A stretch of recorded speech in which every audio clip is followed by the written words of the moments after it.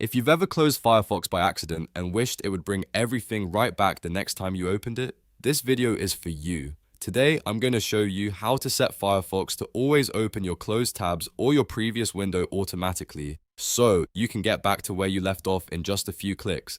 This is a super useful setting if you work with a lot of tabs, research online, or simply want Firefox to remember your last session. And if this tutorial helps, please hit the like button and subscribe for more simple browser tips and step-by-step guides. Alright, let's jump right in.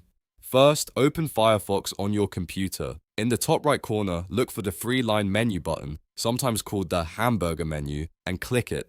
A menu will appear with several options. From here, click Settings. This will open the main Firefox settings page where you can change how the browser behaves when it starts up.